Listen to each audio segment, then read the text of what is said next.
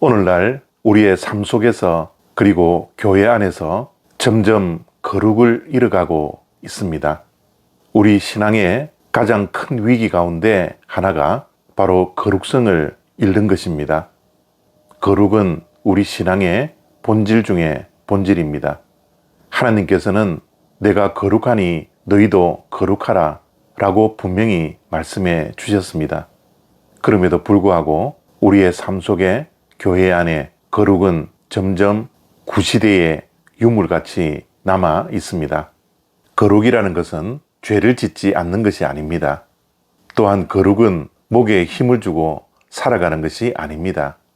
거룩은 도덕적으로 완벽해지는 것도 아닙니다. 또한 거룩이라는 것은 세상과 점점 멀어져 가는 것도 아니죠. 거룩은 세상 속에 우리가 살아가고 있지만 세상 속에서 하나님과 동행하며 세상 사람들과는 구별된 삶을 살아가는 것입니다.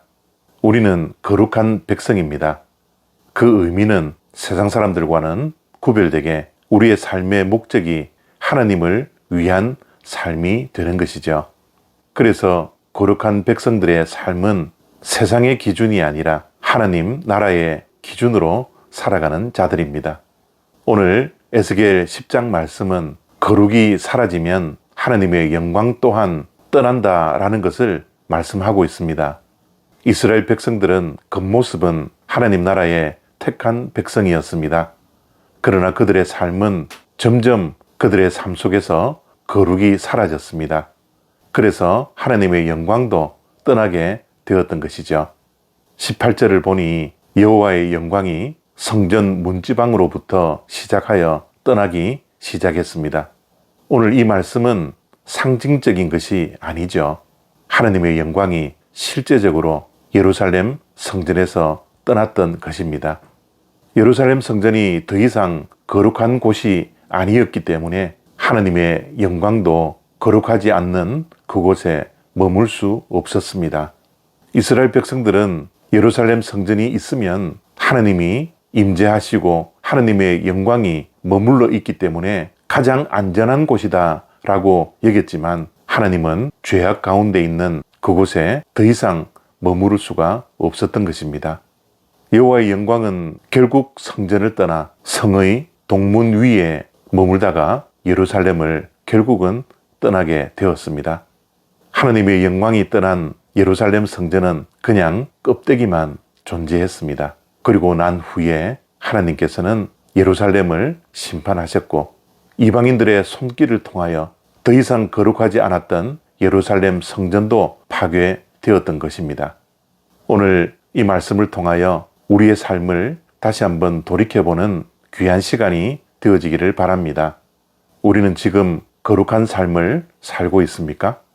세상과 구별된 삶을 살고 있습니까? 하나님을 위하여 살아가는 하나님 나라의 백성으로서의 삶이 우리에게 있습니까?